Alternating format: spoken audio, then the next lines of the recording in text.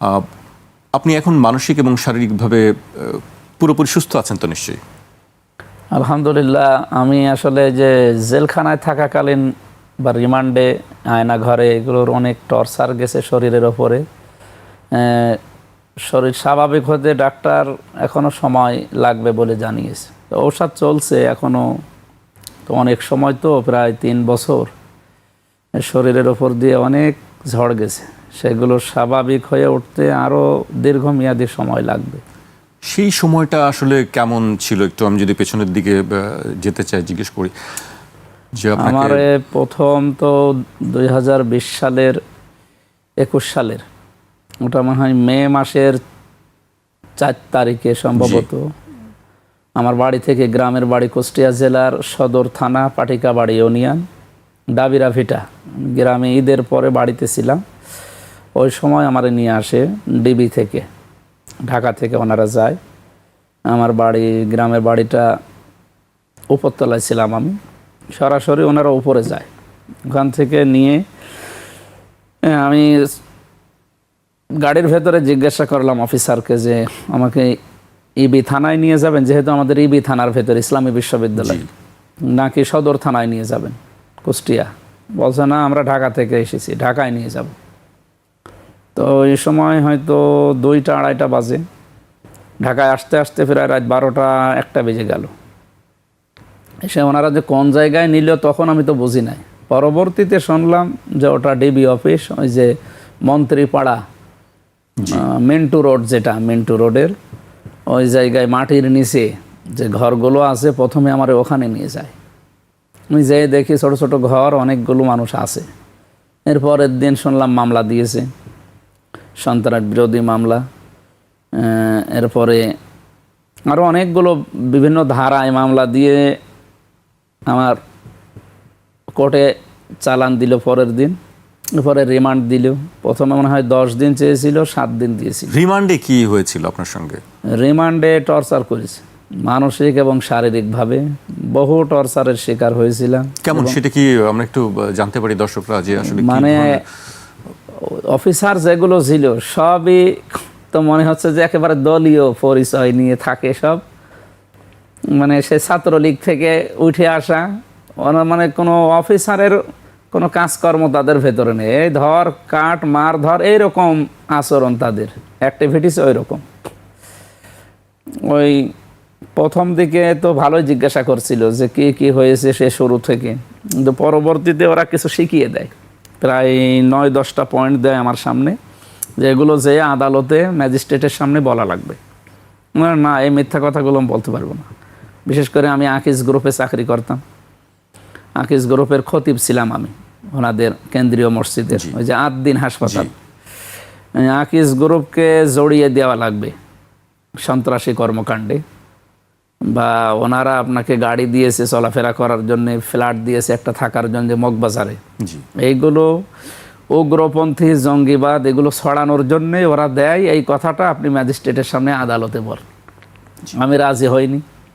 এরপরে জামাত ইসলামের বিরুদ্ধে কিছু দেয় যে এইগুলো বলা লাগবে, যে জামাত একটা উগ্রবাদী সন্ত্রাসী সংগঠন, তারা আপনাকে দিয়ে এই কাজগুলো সারা দেশে করাচ্ছে। অথচ আমি ওই সময় তো জামাতের সাথে মানে 100% জড়িত না, আমি সাপোর্ট করতাম এতটুকুই। আমি কোনো পদেও ছিলাম না বা তাদের রিপোর্টও রাখতাম না ওই সময় পর্যন্ত। এরপরে তো যতগুলো টর্চার করা যায়, যত রকমের, আমার মাথার চুল থেকে পায়ের তালু পর্যন্ত কোনো জায়গা ওরা বাকি রাখেনি। এমন আমার আগে যাদেরকে নিয়ে গেছে তাদের তো অবস্থা আরও ভয়াবহ, নখ তুলে ফেলেছে, চামড়া তুলে ফেলেছে। এরপরে বাকি আরও ঝুলিয়ে রাখা, মানে মারধর যা আছে ওগুলো তো দেখেছি নিজের চোখে। একটি অন্য ধরনের অভিজ্ঞতা আপনার জীবনে। না, এরপরে আর একটা বিষয় আছে, এখান থেকে যখন জেলে নিয়ে যায়, জেলে নিয়ে যাওয়া আর এক কষ্টের ভেতরে দেয়, কারণ জেলখানায় তো সবাই একসাথে থাকে প্রায়। আর আমার রেগেছে, আমার নর্মাল একটা মামলা, অথচ রেগেছে ফাঁসির কন্ডেম সেলের ভেতরে একা একা 24 ঘন্টা তালা মারা, যোগাযোগ বিচ্ছিন্ন। প্রথমে আমার সাথে যে মাওলানা রফিকুল ইসলাম মাদানি, ছোট হুজুর, ওইটা ছিল আমার সাথে। এরপরে মাওলানা মামুনুল হক, মাওলানা শাকাত হোসেন রাজি, হেফাজত ইসলামের বহু প্রায় 75 জন আলেম ছিল আমার সাথে। এরপরে আমারে দিয়ে দিল আমির জামাত ডক্টর শফিকুর রহমানের সাথে, অধ্যাপক মিয়া গোলাম পরওয়ার সাহেবের সাথে, এরপরে মাওলানা রফিকুল ইসলাম খান, পরে সুইডেন আসলাম ভাই ছিল, নাম শুনেছেন মনে হয়। এরপরে তাজ ভাই ছিল, আক্তার ভাই ছিল, এরপর রাসু ভাই ছিল। এনারা সব আন্ডারওয়ার্ল্ডের লোক, বা ওই যে টপ টেরর বলে যেগুলো, এই মানুষগুলো আমাদের ওপর তলায় থাকতো। জি, পুরাতন অনেক কথা আপনার মাধ্যমে আমরা জানতে পারলাম। এবার একটু অন্য প্রসঙ্গে আসি, যে আপনি একসময় ইসলামী বক্তা হিসেবে সারা দেশব্যাপী আপনি আপনার ব্যাপক জনপ্রিয়তা, বিভিন্ন জায়গায় ছুটে বেরিয়েছেন। সেখান থেকে রাজনীতি, জেল, তারপর সংসদ সদস্য সবশেষ। মানে এটি কি আপনার কখনো কল্পনা ছিল যে আপনি কোনোদিন সংসদ সদস্য হবেন? মানে ছোটবেলা থেকে আমার ইচ্ছা ছিল আমি যে কোনো প্রতিষ্ঠানে চাকরি করব, বিশেষ করে শিক্ষকতা, এই লাইনটা ছিল আমার। আর আমি ওইভাবেই পড়াশোনা করতাম, সে 1 থেকে মাস্টার্স পর্যন্ত। আমার তো প্রায় সব জায়গায় রেজাল্ট ভালো ছিল, মানে লেখাপড়ার দিকে মন ছিল। আমি কওমি মাদ্রাসায়, হাফেজি মাদ্রাসায়, এরপরে আলিয়া মাদ্রাসায়, এরপরে স্কুলে, এরপরে বিশ্ববিদ্যালয়। এখন আমি এমফিলে আছি। সেদিন আমার এমফিলের ভাইভা চলে গেল যে কয়েকদিন আগে। বাংলাদেশে এই যে তাফসির মাহফিলের মাধ্যমে দাওয়াতি কার্যক্রমে এই মাহফিলগুলোর ভূমিকা কী, এই বিষয়ে, এই টপিক্সের উপরে আমার এমফিল চলছে। এর উপরে আমার পিএইচডি হবে আশা করছি। আমার ওস্তাদরা বা আমার শিক্ষকরা এর উপরে আমাকে দিয়েছে। তো আমি যে লাইনে থাকার কথা, আসলে তো ওই লাইন হইল না। এখন আল্লাহ নিয়ে এসেছে এই লাইনে। এমনকি জেল থেকে ওই লাইনে তো আপনি এখনো আছেন, এখনো আপনার অনেক সারা দেশব্যাপী কোটি কোটি আপনার অনুসারী আছে। মাহফিলগুলো তো এখন আর ওইভাবে যায় না। ওই সংসদ চলাকালীন সময় তো যাওয়া হয় না, শুধু শুক্র শনিবারে যায়, ছুটি থাকে ওই সময়। তাও তো 6 মাস 1 বছর আগে ডেটগুলো নেওয়া হয়। আজকে যেমন আছে, আজকে মাহফিল আছে ময়মনসিংহ বিভাগের শেরপুরে। গতকালকে শুক্রবার ছিল, কালকে একটা মাহফিল ছিল নারায়ণগঞ্জ ফতুল্লাহ। এরকম সপ্তাহে হয়তো 2টা বা 1টা করে, মাসে 4-5টা করা হয়। সেখান থেকে সংসদ সদস্য হিসেবে আপনি এই কাজটিকে আপনার কাছে কেমন মনে হচ্ছে? মানে এটা তো নতুন একটা অভিজ্ঞতা বা নতুন জগৎ। এ বিষয়ে তো একেবারে কিছু জানতাম না। বিশেষ করে সংবিধান, কার্যপ্রণালী, সংসদের মন্ত্রণালয়গুলো, ওখানে যারা আছে অনেকে এই 2-3 বার 5 বার 7 বার পর্যন্ত তারা এমপি আছে, মন্ত্রী আছে, তাদের অনেক অভিজ্ঞতা আছে। তো এবার আমাদের এই 300 জনের ভেতরে প্রায় 279 জনই নাকি 220 জন, 219 জন, 20 জন আমরা সব নতুন। আর ওই 50 জন যে নারী সদস্য আছে যারা, ওরাও অনেকে নতুন। সেই হিসাবে একটু কষ্ট হয়ে যাচ্ছে। আর লেখাপড়া করা লাগছে, সংবিধানটা পড়া আয়ত্ত করা লাগছে, কার্যপ্রণালী দেখা লাগছে, সংসদের নিয়ম নীতি সব তো আলাদা। ওখানকার নিয়ম তো কিছুই জানতাম না, সব এখন নতুন করে সেই মনে হচ্ছে 1, 2, 3, 4 যেভাবে পড়তাম ওইভাবে পড়ে। সংসদের বিষয়টি যেহেতু আপনি বললেন, সেই প্রসঙ্গে এসে গেল। সংসদে আপনি সম্প্রতি একটি বক্তব্য রেখেছেন, যেটি নিয়ে সারা দেশব্যাপী ব্যাপক আলোচনা সমালোচনা হচ্ছে, অনেকে নিন্দা করছেন। সেটা কি আপনার জ্ঞাতস্বরেই, নাকি আসলে ওই যে না জানার কারণেই আপনি এই ধরনের বক্তব্য করেছেন? বডি শেমিং নিয়ে যে কথাগুলো বলা হচ্ছে, ওই যে মানে পেট নিয়ে, জি জি জি, না, এটা একটা মিডিয়া সন্ত্রাস এবং তথ্য বিভ্রাট করে ওরা আমাকে কালার করার জন্য অনেকে লেগে আছে। আমি তো ওই দিন মানে 1.5 ঘন্টা বক্তব্য দিয়েছিলাম এক মাহফিলে। ওটা মনে হয় মাহফিলটা ছিল মানিকগঞ্জ না, দেখো ওই লাইনে ছিল।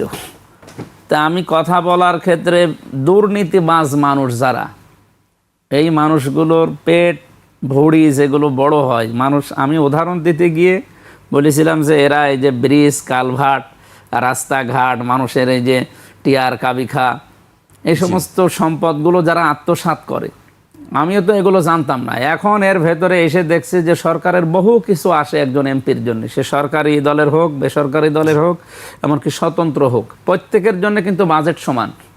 কিন্তু বাজেট সমান হলেও তো কাজ হয় না। 100 টাকা আসলে 30 টাকার কাজ করে 70 টাকা খেয়ে ফেলে। তো এই খেয়ে কী করেন আপনারা? এই যে ভুঁড়ি বড় বড় হয়, পেট বড় বড় হয়, এগুলো তো আমাদের মা বোনেরা বা আমার নারীরা যারা সদস্য আছে, তারা তো এই সমস্ত এমপিদের পেট দেখলে লজ্জা পাবে। তো এখানে তো আমি মেয়েদেরকে কোনো কিছুই বলি নাই। আর নাম বলেছিলাম কয়েকজন নারী সদস্যর, আমার বোনদের, কারণ তারা ওখানে উপরে বসে থাকে। ওই যে কয়েকজনের নাম বলেছিলাম, ওনাদের নাম আমি আর নিতে চাই না, কারণ আবার কোন দিকে নিয়ে যাবে মিডিয়ার কাজ তো। সেই হিসাবে আমি দুর্নীতিবাজ নেতাদের একটা মানে এই যে ভড়ি বা পেট যাই বলেন এটা তুলে ধরেছিলাম। ওইটাকে ওনারা মেয়েদের কাছে লাগিয়ে আমারে মেয়েদের কাছে কালার, পরবর্তীতে তারা বুঝেছে যে না এটা আমাদের তো কিছুই বলেনি। আপনি 1.5 ঘন্টা বক্তব্য শুনে দেখেন, ওই জায়গায় যার নাম বলা হয়েছে ওইটা কাটছাট করে তারে লাগিয়ে দিয়েছে যে তাদের পেটের কথা বা ভোরের কথা। আপনার বক্তব্যের জন্য মানে ওত পেতে থাকে আর কি, কখন আপনি কোন জিনিসগুলো বলেন সেই বিষয়গুলো মিডিয়ার খোরাক হয়ে যায়। সেরকমই আরও বেশ কয়েকটি বক্তব্য আমি মনে হয় আমরা সবাই শুনেছি, যেটি আপনি যারা অভিনেত্রী আছেন নায়িকাদের নিয়ে অনেকবার কথা হয়েছে। সেটি হচ্ছে আপনি একটা বিষয় নিয়ে কথা বলছেন, সেটি কাট করে দেখা যাচ্ছে লাগিয়েছে। এখন পরিমণির বিষয়ে আপনি একাধিকবার কথা বলেছেন, রাশ্মিকা মান্দানাকে নিয়েও আপনি কথা বলেছেন। সেই বিষয়গুলি আসলে কি একটু খোলাসা করবেন কেন আপনি? না, এই জায়গাতে আমার ওই দিন সিলেট মৌলভীবাজারে একটা আলোচনা ছিল, মৌলভীবাজার কমলগঞ্জ থানায়, দিনের বেলায় ওটা। তো সেখানে মেয়েদের উপস্থিতি অনেক বেশি। আমারে কমিটির লোকজন বলল যে মেয়েদের উপরে কথা বলবেন, মেয়েদের দায়িত্ব কর্তব্য। তো আমি হযরত হাওয়া আলাইহিস সালামের উদাহরণ দিয়ে শুরু করেছিলাম যে পৃথিবীতে 4 জন মহিলাকে আল্লাহ সবচাইতে সুন্দরী করে বানিয়েছে, তার ভেতর হাওয়া আলাইহিস সালাম একজন, আমাদের আদি মাতা। তো ওনার যে সৌন্দর্য, এরপরে জোলাইখার নাম আছে, এগুলো সব হাদিস থেকে নেওয়া। এরপরে হযরত ইব্রাহিম আলাইহিস সালামের প্রথম স্ত্রী হযরত সাহারা বা সারা রাদিয়াল্লাহু তাআলা আনহু, 4 নম্বর সম্ভবত ফাতেমা, এরপরে ফাতেমা। এর ভেতরে আমি বলেছিলাম এখন যারা বিশ্ব সুন্দরী হয়, যারা নায়িকা, এদের কথাগুলো আমি কিন্তু এই যুগান্তরেই পড়েছিলাম। আপনাদের এই যুগান্তরে বা আরো বিভিন্ন পত্রিকা তখন জেলখানায় যেত, বিশেষ করে সমকাল, যুগান্তর, ডেইলি স্টার, এইগুলো যায় ভেতরে।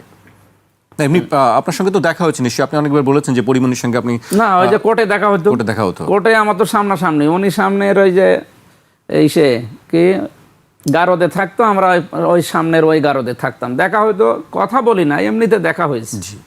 তাই আমরা ওই যুগান্তরের ওই যে পত্রিকার যে রিপোর্টগুলো আসে, ওখানে একদিন পড়তে পড়তে দেখি যে বিশ্ব সুন্দরীর তালিকায় এদের নাম আছে, বা এরা চেহারার কাটিংয়ে এখন পৃথিবীতে অন্যতম।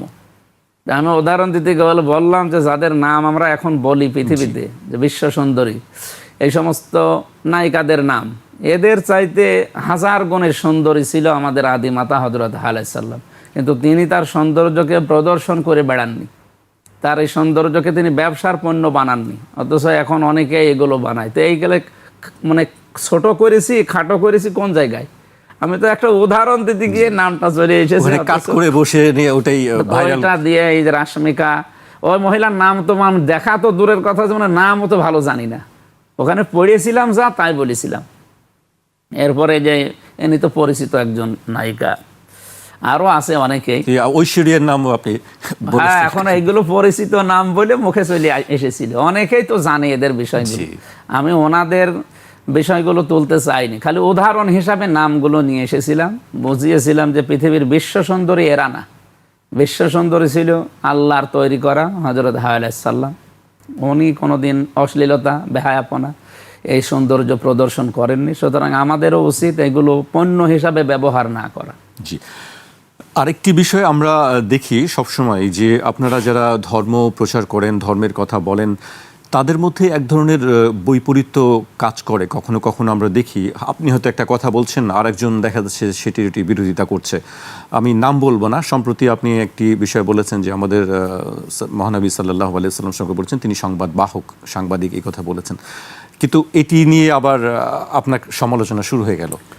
এটা সাংবাদিকদের সংবর্ধনা অনুষ্ঠান ছিল আমার কুষ্টিয়াতে। পুরা কুষ্টিয়া জেলায় যত সাংবাদিক আছে বিভিন্ন পত্রিকার, টেলিভিশনের, ওনাদেরকে, যেহেতু আমি ওই সময় সংসদ সদস্য নির্বাচন করছি, এই জন্য আমাকেও দাওয়াত দেয়, আরও যারা আছে 5-6 জন ছিল তাদেরকেও দাওয়াত দেয়। তো আমার কথা বলতে দেয় যে সাংবাদিকদের সম্মান, মর্যাদা এবং দায়িত্ব কী। আমি তখন উদাহরণ দিতে গিয়ে বলেছিলাম যে নাবা শব্দ থেকে এই সংবাদ মানে নাবা, যে সেখান থেকে নবী, আল্লাহর নবীরা আল্লাহর সংবাদগুলো অথেন্টিক যেগুলো ওহির মাধ্যমে পেতেন ওইগুলো প্রচার করতেন।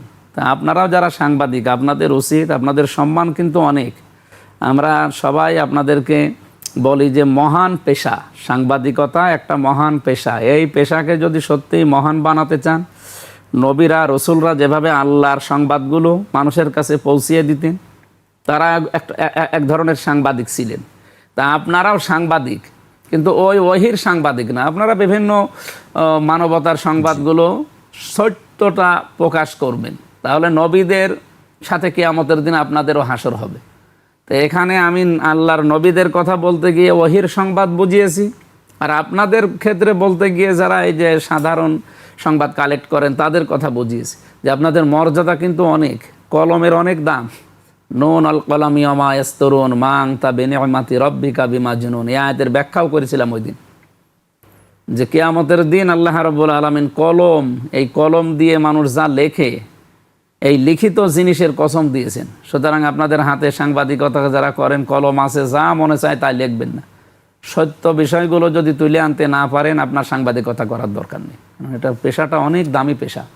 আমি কয়েকজন সাংবাদিকের নামও বলেছিলাম ওই দিন, যে সাংবাদিকতা করতে হলে সাংবাদিক মাহমুদুর রহমানের মতো হবেন, এরপরে সাংবাদিক কনক সরোয়ারের মতো হবেন, সাংবাদিক ইলিয়াসের মতো হবেন। এইরকম নাম বলেছিলাম যে সাংবাদিকতা এরকম নির্ভীকভাবে করেন, আপনার মর্যাদা দুনিয়া আখেরাতে বাড়বে। জি, সেই কথার পরিপ্রেক্ষিতে থেকে আপনাকে বলা হয়েছিল যে ওই যে কাটছাঁট করেছে, যেটা ওহির সংবাদ আর আপনাদের সাধারণ ওহির সংবাদটা বাদ দিয়েছে, দিয়ে আপনাদেরকে নবীর সাথে মিলিয়ে দিয়েছে। আমি কি পাগল হয়ে গেছি বা আমার কি সেন্স নেই যে আমি নবীদের সাথে আপনাদের মিলিয়ে দেবো? তাহেরি সাহেবের বক্তব্য নিশ্চয়ই আপনি শুনেছেন, আপনাকে নিজে ওনার তো কোনো কমন সেন্স নেই বা মাথার তারও ঠিক আছে কিনা। মানে কি করে, এই যে কয়েকদিন আগে যে বিষয়টা নিয়ে উনি ওয়াজ মাহফিলে ফতোয়া দিয়ে দিল যে আমির হামজার ফাঁসি দেওয়া লাগবে ওনার। তো আমি কি বলেছিলাম ওই দিন, আর উনি কি করলো? ওই যে বললাম যে ওনাদের নাম আমি আর বলতে চাই না, সংসদ সদস্য নারীরা যারা আছে আমার বোনেরা, ওনাদের যেহেতু বাড়ি ওই এলাকায়, ওনাদের পক্ষে নিয়ে, অথচ ওনাদের খারাপ কোনো কথাই আমি বলি নাই, বা মেয়েদেরকে নিয়ে কোনো খারাপ মন্তব্য করা তো দূরের কথা। আমার মা নেই, আমার স্ত্রী নেই, আমার বোন নেই, আমার নিজের মেয়ে আছে 3টা। আমি তাদেরকে খারাপ চোখে দেখবো বা নিম্নে নামিয়ে দেবো কোন কারণে? তাদের সম্মান আরও সব জায়গায় বাড়িয়ে দেয়। আমার মাহফিলগুলোতে প্রায় 20 মিনিট 25 মিনিট শুধু আলোচনায় থাকে মেয়েদের সম্মান, মর্যাদা এবং দায়িত্ব নিয়ে। কিন্তু ওনারা মানে তিনারা যে, যেমন আমি নাম বললাম, আপনি যে গিয়াসউদ্দিন আত-তাহেরি, তিনি আপনার পিছনে এইভাবে পেছনে লাগে কি, ওনারা তো জনপ্রিয়তা ভক্ত মানুষ, ওনারা ওই যে বাবা ভক্ত মানুষ। ওনাদের ওয়াজ মাহফিলের ভেতরে কোনো মাল ম্যাটারেস পাবেন না, খালি ওই বাবা কি করেছে, দাদা কি করেছে, অথবা আমার এই পীর সাহেব কি করেছে, এইগুলো নিয়ে মানুষকে শিরিক বেদাত এইগুলোর দিকে নিয়ে যায়। ইসলাম যারা সঠিক বোঝে বাংলাদেশে, আপনি তাদেরকে জিজ্ঞাসা করেন ওগুরকে আসলে ইসলামের কোনো কথা ওর ভেতর থেকে আসে? আবেগটা কাজে লাগিয়ে, নবীর প্রেমের আবেগটা কাজে লাগিয়ে মানুষকে বিভ্রান্ত করে, আর শিরিক আর বেদাতের দিকে নিয়ে যায়। মানুষ তো ভরসা করবে শুধুমাত্র আল্লাহর ওপরে। এমনকি রসুলুল্লাহ আমার কোনো উপকার করতে পারে না, শুধু উপকার করতে পারে, ক্ষতি করতে পারে, এটা আল্লাহ তাআলা, এটা কোরআনের কয়েক জায়গায় আল্লাহ দিয়েছেন। কিন্তু ওই মানুষগুলো শুধুমাত্র ওই যে ইয়ালি বাবা, শাহ আলী বাবা, কেল্লা বাবা, ফতে বাবা, এই জয় বাবা, সব বাবা নিয়ে মানুষদেরকে শিরিক বেদাতের ভেতরে নিয়ে যেতে চায়। বাবা এই বিষয়গুলো ওদের কাছে তখন বাধা লাগে, দেখে যে এগুলো বাধা হয়ে দাঁড়াচ্ছে, এই তখন আমার এই কাটছাট বক্তব্য নিয়ে মানুষের কাছে কালার করে। কিন্তু আমার মনে হচ্ছে দেশের মানুষ এখন বোঝে, ওনাদের কথা এখন আর মানুষ খায় না। মানুষ বুঝে ফেলেছে তো ওদের ধর্ম ব্যবসায় ভাটা পড়ছে, কারণ ও একটু পুরাটাই যারা ভণ্ডামি করে, এর মানুষ এখন শিক্ষিত মানুষরা বুঝে ফেলেছে। এমনকি গ্রাম্য মানুষ এখন জানে যে ওর কোনো তাল মাতাল নেই, মানে আগা মাথা নেই। তাছাড়া ওরা কোন কারণে এই যে আমার পেছনে লাগবে, কই কোনো যারা মানে যে সমস্ত আলেমদেরকে এই দেশের মানুষ মানে আলেম মনে করে, সৈয়দ কামাল উদ্দিন জাফরি হাফিজাহুল্লাহ, এরপরে এই যে শায়েখ আহমদুল্লাহ, মৌলানা মিজানুর রহমান আজহারি, এই মানুষগুলোকে কোনোদিন আমার বিপক্ষে কথা বলতে শুনেছেন? আর বলবেও না, কারণ এমন একটা জ্ঞানী মানুষ। বলে খারাপ ওই তাহেরি ভাইয়ের মতো আরও যারা আছে, সব বাবা নিয়ে মানুষদেরকে বিভ্রান্ত করে, ওই মানুষগুলো এগুলো বেশি করে। ওগুলো আমরা পাত্তা দিই না বা কিছু মনেও করি না। যার যে কাজ সে করে যাক, তার জবাবদার আল্লাহর কাছে দেওয়া লাগবে। জি, আপনার বক্তব্য শুনছিলাম অনেক বিষয় নিয়ে, যে বিষয়গুলো নিয়ে আসলে সবসময় আলোচনা হয়, বিতর্ক হয়, আপনাকে ঘিরে এক ধরনের মানে ভাইরাল বলা হয়, যে আপনি কিছু বললেই সেই জিনিসগুলো ভাইরাল হয়, ওত পেতে থাকে আপনি কখন কি বলেন। আপনার কাছ থেকে আরও বেশ কয়েকটি বিষয় আমার জানার আছে, তার আগে আমাকে একটা বিরতিতে যেতে হচ্ছে। একটা বিরতি নিচ্ছি, ফিরছি আবার এখনই।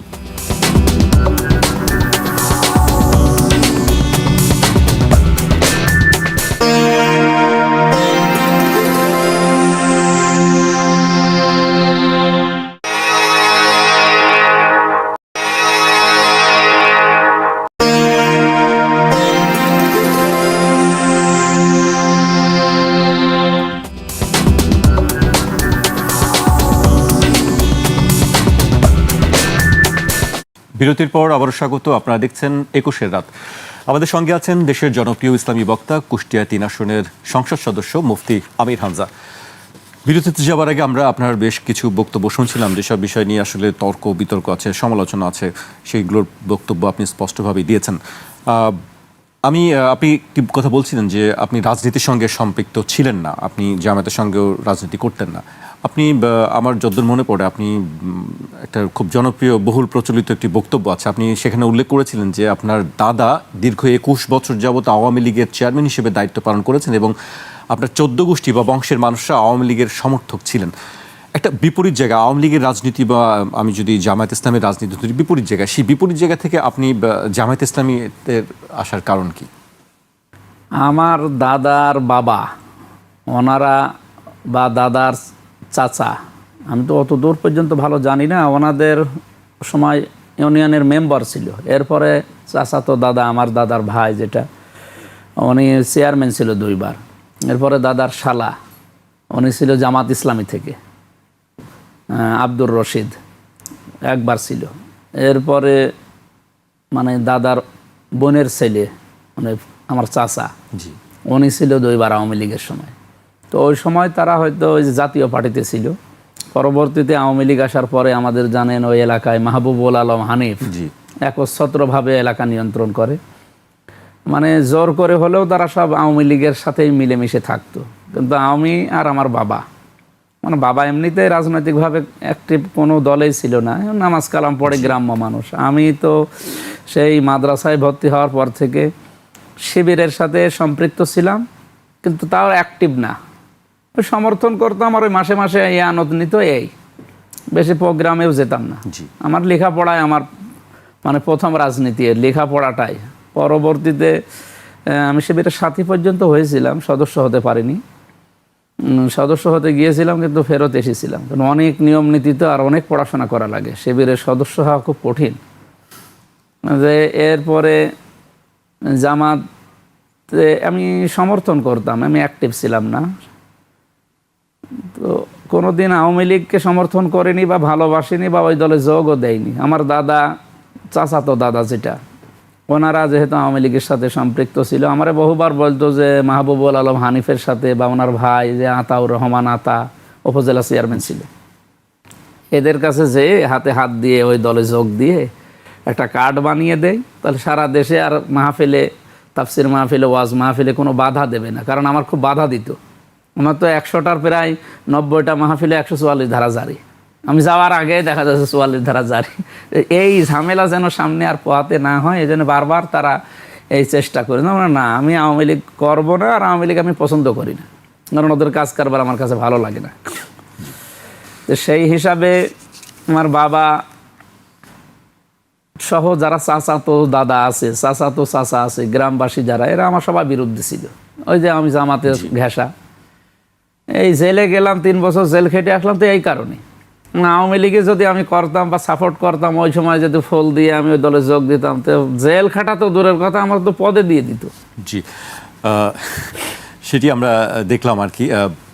আরেকটি বিষয়, আপনি জানেন যে সে পশ্চিমবঙ্গে সম্প্রতি ক্ষমতার পালাবদল হয়েছে, সেখানে বিজেপি হিন্দুত্ববাদী যে ধর্মভিত্তিক রাজনীতি তারা করছে, তারা ক্ষমতা আছে। ক্ষমতা আসার পরে একাধিক বিষয়ে, বিশেষ করে কোরবানির ব্যাপারে, ব্যবসা প্রতিষ্ঠানের ব্যাপারে নানানভাবে তারা বিভিন্ন জায়গায় আমরা দেখছি, খবর পাচ্ছি যে মুসলমানদের উপরে তারা বিভিন্ন জায়গায় নির্যাতন, হামলা এগুলো হচ্ছে। আর আরেকটি খবর, আমি যেটি একেবারে সর্বশেষ খবর, সেই খবরটি একটু উল্লেখ করতে চাই। ভারতের ঐতিহাসিক ভোজশালা কামাল মাওলা মসজিদ কমপ্লেক্সকে দেবী বাগদেবীর মন্দির হিসেবে ঘোষণা করেছে মধ্যপ্রদেশ হাইকোর্ট। আদালত বলছে এই কমপ্লেক্স রাজা ভোজের সংস্কৃত শিক্ষার কেন্দ্র ও সরস্বতী মন্দির ছিল, সেখানে এখন শুধু মন্দিরের পূজার অধিকার বহাল থাকবে। এতদিন মুসলমানরাও সেখানে নিয়মিত নামাজ আদায় করতেন। এই ঘটনাকে আসলে আপনি কিভাবে দেখছেন, যে 2 দেশের মধ্যে আসলে কি ধরনের প্রভাব পড়তে পারে বলে আপনার কাছে মনে হয়? আসলে মূল বিষয়টা এখানে যে বিজেপি যেটা হিন্দুত্ববাদী, এদেরকে আমি রাজনৈতিক দল মনে করি না, আর বলিও না। এর একটা সন্ত্রাসী সংগঠন। তাছাড়া ওনারা এতদিন যা করেছে এগুলো মানুষের কাজের ভেতরেও পড়ে না। আজকে হিন্দুদের কয়েকটা সাক্ষাৎকার আমি কলকাতায় দেখলাম।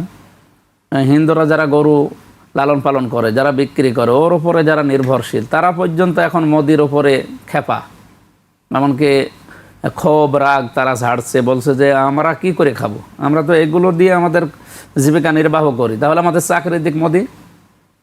তো এই গোমাতার এই সমস্ত একটা ভুয়া ধোয়া তুলে মুসলমানদের ওপরে এখন কোরবানি একটা ওয়াজিব বিষয়, কি দিয়ে করা লাগবে সেই পশুর নাম পর্যন্ত হাদিসে আছে। ওট বলেন, মহিষ বলেন, গরু বলেন, এরপরে ছাগল বলেন, ভেড়া বলেন, দম্বা বলেন, এগুলোর নাম সব উল্লেখ করা আছে। তা আপনি মাতা আপনাদের মাথা কোথায় পেয়েছেন? এগুলো তো আপনাদের ধর্মেও নেই, সব মানানো। আমি তো হিন্দু ধর্মেরও অনেক কিছু লেখাপড়া করেছি, জানি তাদের ধর্ম সম্পর্কে। মাথা তারা বানিয়েছে। বিভিন্ন মানুষ প্রশ্ন করে, গরু যদি ওদের মা হয় তো তোর বাবাকে। মানুষের কমন সেন্স যদি শুধু সেন্স থাকে, তাও তো এরকম একটা এই বানোয়াট ধর্ম পালন করা অন্তত কোনো সেন্সযুক্ত মানুষের দ্বারা সম্ভব না। মোদী সহ তাদের সরকার যেটা করছে, এটা সাম্প্রদায়িক দাঙ্গা তৈরি করার জন্য, এটার ফল কিন্তু ভালো হবে না। বিশ্বে এখনও 200 কোটির উপরে মুসলমান আছে। সুতরাং আপনারা যারা আরম্ভ করেছেন এই মুসলিমদের অত্যাচার, জুলুম, নির্যাতন দিয়ে, আর কোরআনের বাণী আমরা যেহেতু 100% বিশ্বাস করি, মসজিদ, মন্দির, ধর্মীয় উপাসনালয়, এগুলো থেকে আঘাত থেকে বিরত থাকা দরকার, ধ্বংস করা থেকে। কারণ এগুলোই আঘাত করলে সরাসরি, যেহেতু মসজিদ আল্লাহর ঘর বলা হয়, এখান থেকে সরাসরি, এর আগেও আমরা দেখেছি ইতিহাস থেকে, কোরআনের তাফসির থেকে, যে সূরা ফিলের ভেতরে যে ঘটনা আছে, আল্লাহর ঘর ধ্বংস করতে এসে আবাবিল, বিশেষ করে আবরাহাকে আল্লাহ নিজের হাতে ধ্বংস করে দিয়েছে গজব দিয়ে। আমারও আশঙ্কা হচ্ছে, না জানি এদের ওপরও কোনো গজব চলে আসে কিনা, যেখানে বছরের পর বছর ধরে আল্লাহর ইবাদত হয়, হঠাৎ করে কি একটা মন্ত্র আপনি সামনে নিয়ে এসে সেটাকে আবার মন্দির ঘোষণা দিচ্ছেন। এটা তো মুসলমানদের শুধু অস্তিত্বে আঘাত না, আল্লাহর অস্তিত্বেও আঘাত লাগছে। সুতরাং আল্লাহ যদি কোনো সেন্স, মানে কোনো অ্যাকশন নেয়, তখন তো আপনারা বাঁচতে পারবেন। আপনাদের সতর্ক করছি, হয়তো আপনারা আল্লাহকে বিশ্বাস করেন না, কিন্তু আমরা যারা বিশ্বাস করি সেই বিশ্বাসের জায়গা থেকে বলছি, আশা করছি আপনারা বিরত থাকবেন এই নিকৃষ্ট, এই অবৈধ কাজ থেকে।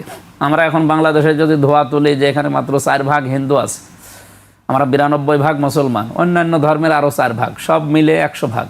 যে 92% মুসলমান আমরা এখন আওয়াজ তুলি যে ঢাকেশ্বরী মন্দিরে তা 100 বছর আগে বা 500 বছর আগে এই জায়গায় আমাদের মসজিদ ছিল, আপনি মেনে নেবেন? সচেতন হিন্দু যারা, এই মানুষগুলো এগুলো সাপোর্ট করছে না। ওদের দেশেও দেখেন অনেক হিন্দু মুসলমান সবাই মিলে, এই শুভেন্দ্র অধিকারী নামে যে লোকটা, এরে দেখলেই সেই কুকুরকে যেভাবে মানুষ তাড়ায় সেভাবে তাড়া দিচ্ছে। আসলে এদের তো মানুষত্ব নষ্ট হয়ে গেছে। আশা করছি তাদের সেন্স যেহেতু আছে, তাদের কমন সেন্স এটা আবার ফিরে আসবে।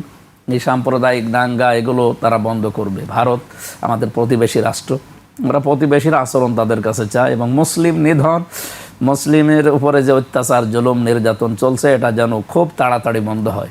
নয়তো এর জন্য যে পরিস্থিতি তৈরি হবে, এর দায়িত্ব মোদিকে নেওয়া লাগবে। জি, এবার আপনি আপনার এলাকার বিষয়ে আমি একটু জানতে চাই যে আপনি কুষ্টিয়া 3 আসন থেকে সংসদ সদস্য নির্বাচিত হয়েছেন। মানুষের একটি ব্যাপক প্রত্যাশা আছে, আপনার নিজেরও কিছু উদ্যোগের কথা আমরা জানি যে আপনি এই কাজগুলো করতে চান।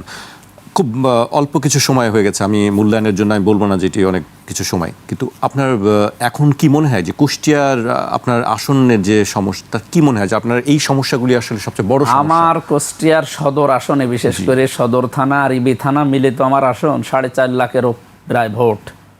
আমার সবচাইতে বড় সমস্যা হয়ে দাঁড়িয়েছে মাদক এবং বেকার সমস্যা। এই দুইটাকে কন্ট্রোল করতে না পারলে আগামী থেকে কুষ্টিয়াতে বসবাস করা কঠিন হয়ে যাবে।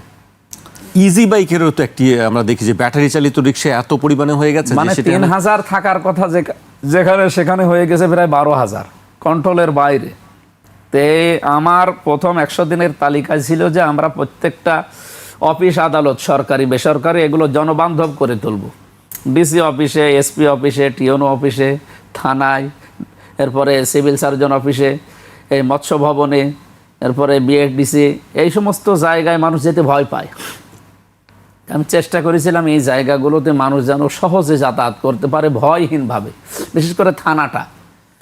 তো সেইটার সংস্কৃতি এখনও চালু করতে পারিনি।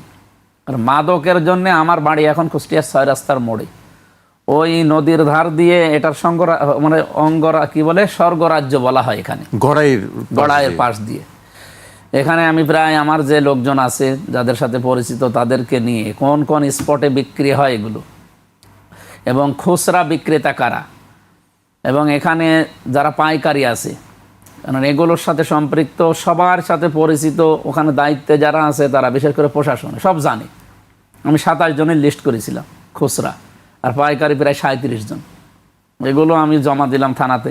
প্রশাসন জানে? হ্যাঁ, প্রশাসনকে জমা দিলাম। জি। দেওয়ার পরে ওই দিন রাত আমার মনে হয় শপথ নেওয়ার খুব বেশি হলো 3 দিন পরে আমরা শপথ নিলাম 17 তারিখে। 20 তারিখের ঘটনা, আমারে কয়েকজন মাদক সেবী বা মাদক বিক্রেতা তারা এসে বলছে আমাদের নাম আপনি লিস্ট করে দিয়েছেন থানায়, ওরাই তো আমাদের কাছে টাকা খায়।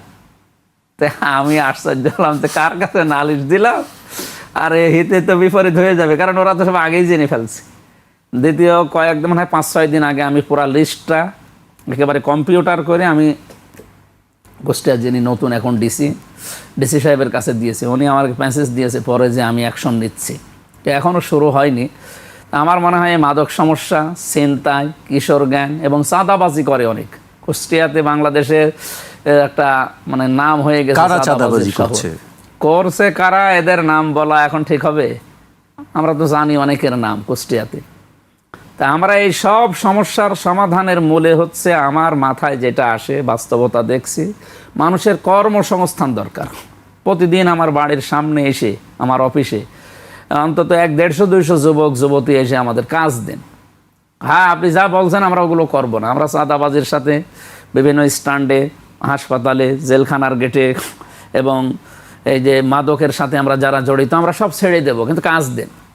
আমি এই উদ্যোগটার সামনে সংসদে অলরেডি তুলে ধরেছিলাম, বিভিন্ন মন্ত্রণালয়ের সাথে যোগাযোগ করি যে আমার কুষ্টিয়াতে জায়গা প্রায় 10,024.91 একর জায়গা পড়ে আছে, মানে আমার আসনের ভেতরে।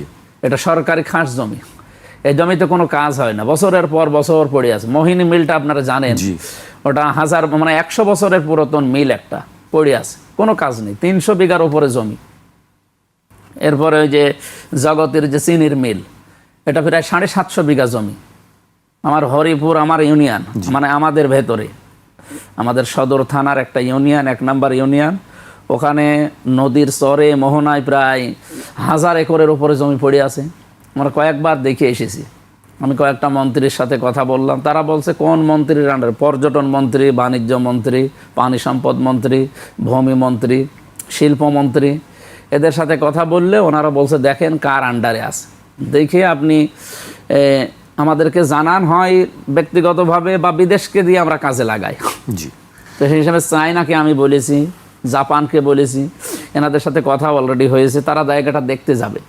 মোহিনী মিলটা আর ওই যে হরিপুরের এই 1000 একরের ওপরে, এটা দেখে ওনারা চুলি ওই যে বৈদ্যুতিক যে চুল্লি আছে এইটা বিদেশে পাঠাবে তারা। আর আমারে বলেছে আমরা 8-10 হাজার মানুষ আপনার কাছে নেব।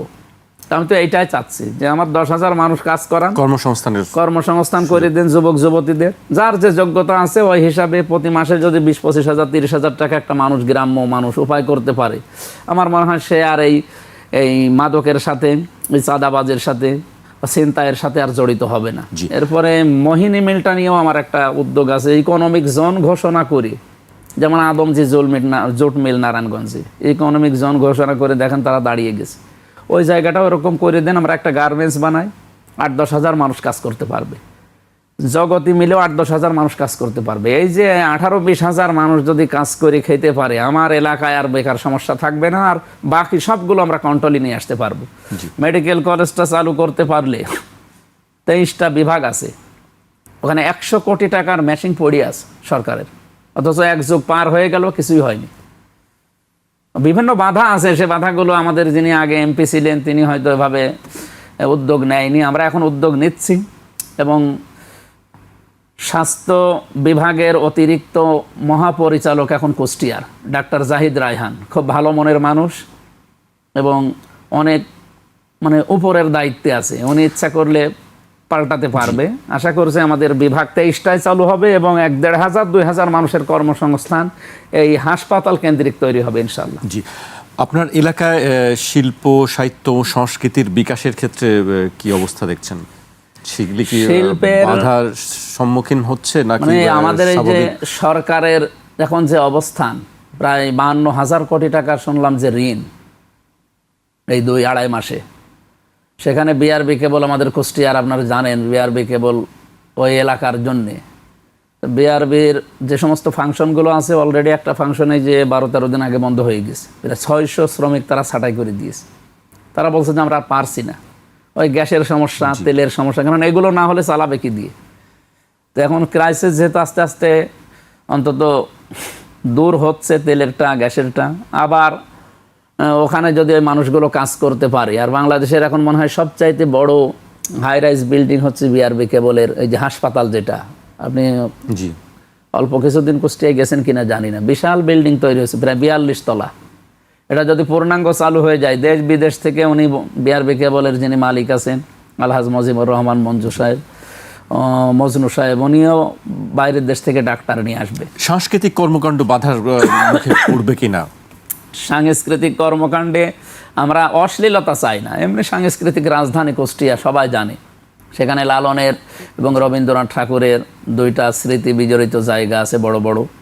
আমরা চাই তারা তাদের যে নিয়ম নীতিগুলো আছে মার্জিতভাবে পালন করুক, ইসলামের বাইরে, মানবতার বাইরে কোনো অশ্লীল কাজ করে আমাদের কুষ্টিয়া জেলার যেন বদনাম না হয়। গাজার একটা বদনাম আছে আমাদের কুষ্টিয়া জেলার লালনের মাঝে চেউড়িয়ায়। আমরা চাই ওই জায়গায় এবার যদি গাজা না খেয়ে মধু খাওয়ানো যায়, দুধ খাওয়ানো যায়, খেজুর খাওয়ানো যায়, তো মানুষের স্বাস্থ্য ভালো থাকবে আর এই বদনামটা আস্তে আস্তে কমবে। আমরা এরকম উদ্যোগ নিতে চাই, যদিও ওটা আমার আসনের ভেতরে না, ওটা বাইরে 4 নম্বরে যিনি আছেন আফজাল হোসেন এমপি সাহেবের আন্ডারে, ওইটা আমার তো ওই পর্যন্ত এরিয়ায় শেষ, ওই ব্রিজ পর্যন্ত।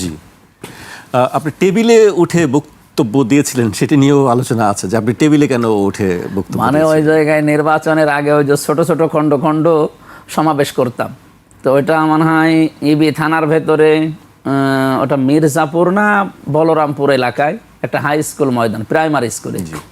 সেখানে মানুষের সংখ্যা এত বেশি, মানে দেখার জন্যে নারী পুরুষ একেবারে মানে ভেঙ্গে গেছে। সামনে নারী পুরুষের যেখানে হয়তো চেয়ারের সিস্টেম করা আছে 500, সেখানে হয়ে গেছে 5000।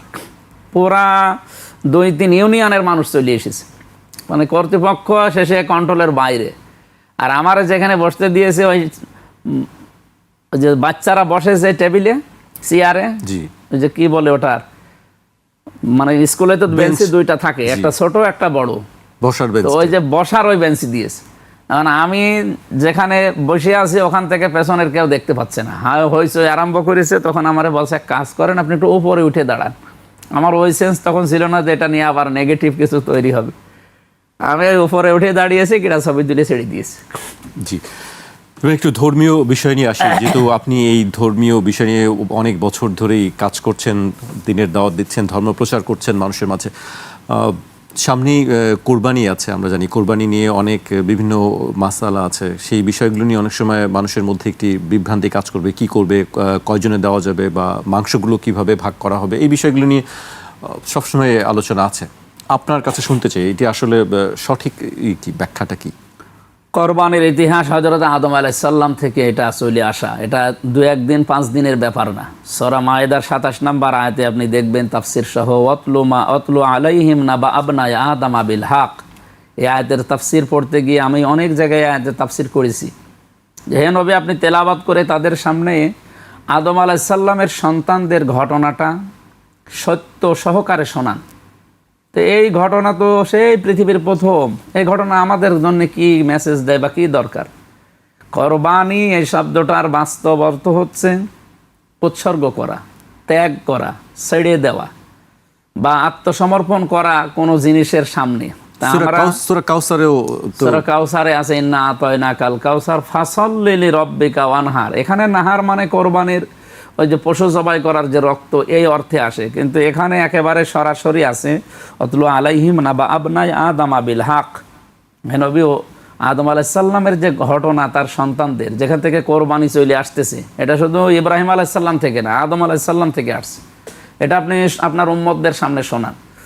এটা মানুষ যেন তার সব কিছু আল্লাহর সামনে সঁপে দেওয়ার জন্য তৈরি থাকে। এটা কবুল হবে কাদের? আয়াতের শেষের দিকে আছে, দেখবেন ইন্নামা ইয়াতাকাব্বালুল্লাহু মিনাল মুত্তাকিন। যে মানুষগুলো নিজেদেরকে সংযম করতে পেরেছে, পরহেজগার যারা নিজেদেরকে কন্ট্রোল করতে পারে, মানে একেবারে মন মতো জীবন চালায় না, এই মানুষগুলোর কোরবানি, ত্যাগ, তিতিক্ষা, কষ্ট, ক্লেশ যাই বলেন এগুলো আল্লাহর দরবারে কবুল হয়। আমরা যদিও কোরবানি পেয়েছি আমাদের জাতির পিতা হজরত ইব্রাহিম আলাইসাল্লামের, ইসমাইল আলাইসাল্লামের জীবনী থেকে, সেখান থেকে যে নিয়মটা, এই নিয়মে আমরা মুসলিম জাতিরা কোরবানি করে থাকি। এর ভাগাভাগি নিয়ে মতভেদ আছে, গোশত ভাগ নিয়ে এবং কোরবানিতে ভাগ দেওয়া নিয়েও মতভেদ আছে। এটা মতভেদপূর্ণ মাসালা, এজন্যে টেলিভিশনে এগুলো ওইভাবে ওপেনভাবে আমি বলি না। তারপরও মাসলা যেহেতু এসেছে, অন্যদের মত আমি শ্রদ্ধা করি, কিন্তু আমি যেহেতু আবু হানিফা রহমতুল্লাহ আলাইহির মাযহাব অনুযায়ী চলি, তার মাযহাব অনুযায়ী নিয়ম নীতি কোরআনে, এটা সূরা হজের 28 নম্বর আয়াতে আছে।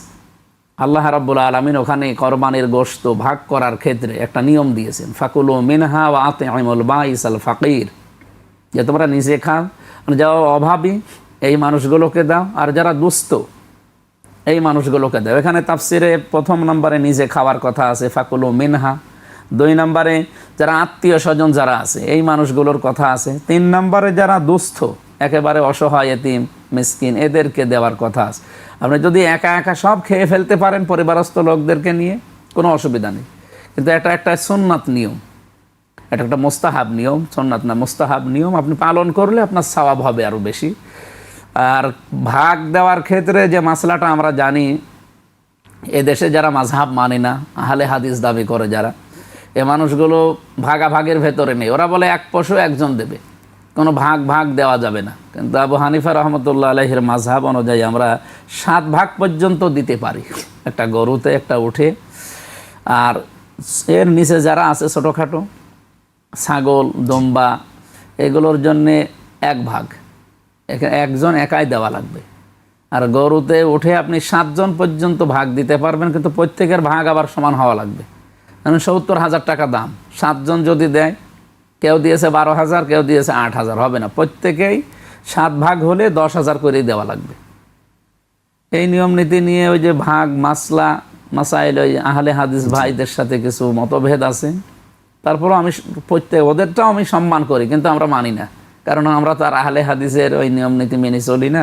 আমরা যে নিয়ম নীতি মেনে চলি সেইটার কথা আপনাদের জানালাম, যে এইভাবে আমরা করি, আপনারাও আশা করছি করবেন। এর পেছনে কোরআনের দলিল আছে, হাদিসেরও দলিল আছে, ওনাদেরও দলিল আছে। আমি বললাম আগেই যে আমি কারো মতকে অশ্রদ্ধা করি না, ওনাদের শ্রদ্ধা করি, সম্মান করি, কিন্তু মানি না, মানি আমাদেরটা।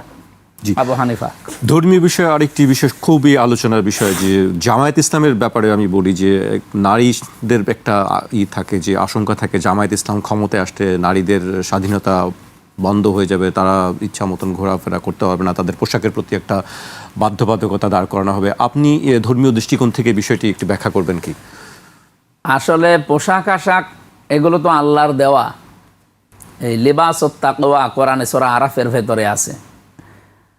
শয়তান জান্নাতের ভেতর থেকে আদম আর হাওয়াকে বের করে দেবে, আমি তাফসির পড়ে যা বুঝেছি, এটা শয়তানের উদ্দেশ্য ছিল না। শয়তানের উদ্দেশ্য ছিল যে তাদেরকে বস্ত্রহীন অবস্থায় উলঙ্গ করে দেখব, এটা ছিল শয়তানের উদ্দেশ্য।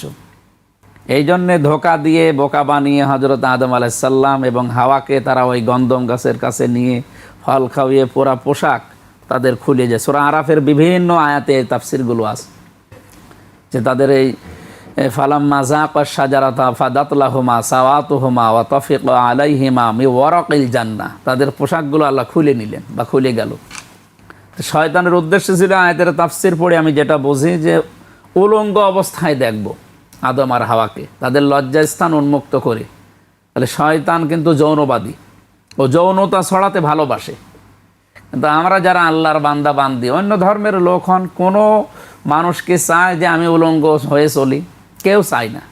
সুতরাং মেয়েদের এই জুজুর ভয়টা যারা দেখিয়েছে, ইসলাম ফোবিয়া, আমরা একেবারে গ্যারান্টি দিয়ে বলছি, যদি ইসলাম ক্ষমতায় আসে বাংলাদেশে, বিশেষ করে জামাত ইসলামী বাংলাদেশ, আপনাদের প্রত্যেকের স্বাধীনতা থাকবে, কিন্তু মার্জিত পোশাক পরে আপনি থাকবেন। জি জি, একেবারে শেষ পর্যায়ে চলে এসেছি আমি। আপনি সবসময় সারা দেশব্যাপী তাফসির করেন, কোরআনের তাফসির। কোন বিষয়টি আপনার বারবার বলতে ভালো লাগে, বা কোনটি আপনাকে আসলে বেশি আবেগপ্রবণ করে তোলে?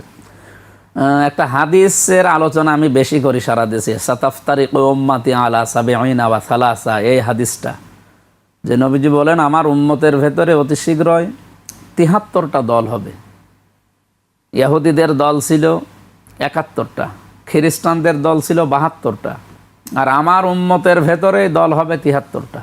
কুল্লু ফিরকাতিন মিনান নার, প্রত্যেকটা দল জাহান্নামে যাবে ইল্লা ওয়াহিদা, একটা মাত্র দল বাদ দিয়ে। সাহাবীরা প্রশ্ন করলেন, কিলা ইয়া রাসূলুল্লাহ মান হিয়া, ওই দলটা কারা? নবীজি বলেন, মা আনা আলাইহি ওয়া সাহাবী, ওই দলের পরিচয় হচ্ছে যারা আমি নবী এবং আমার সাহাবীদের আদর্শের উপরে আছে। আমার এই হাদিসটা পড়লে ভয় হয়, যেখানে যেহেতু ইহুদি খ্রিস্টানদের কথা নবী বলেন নাই, মুশরিক বা বৌদ্ধ হিন্দু এদের কথা বলেন নাই, বলেছেন উম্মাতি একালিপটা আনাসে, তার মানে আমার উম্মতের ভেতরে দল হবে ৭৩টা। তা আমরা যারা এই দেশে ৯২ ভাগ মুসলমান, ওই ৮ ভাগ নয় বাদ দিলাম, আমরা তো অন্তত মুসলিম যারা দাবি করি তারা তো নবীর উম্মত। আমাদের এই উম্মতের ভেতরেই দল হবে ৭৩টা, আর এই ৭৩-এর ৭২-ই যাবে জাহান্নামে, একটা দল মাত্র জান্নাতে যাবে। আমার সবসময় মানুষকে আমি এইটা বোঝাই যে আপনারা চিন্তা করবেন আমি কি ওই এক দলে আছি নাকি ওই ৭২ দলের ভেতরে বা কাতারের ভেতরে পড়ে গেলাম। ওই ৭২ কাতারের ভেতরে পড়ে গেলে কিন্তু আপনার মুসিবত আছে সামনে, কারণ প্রত্যেক নবীর প্রত্যেকটা উম্মতেই জান্নাতে যাবে, খালি আবা বাদ দিয়ে। সাহাবী প্রশ্ন করলেন, কিলা ইয়া রাসূলুল্লাহ মান আবা, এই আবা কি? নবীজি বললেন, যারা আমাকে অনুসরণ করে চলে এই মানুষগুলো আমার উম্মত, আর যারা আমার অনুসরণ করে না খালি মুখে মুখে বলে এই মানুষগুলোই অস্বীকারী আবা।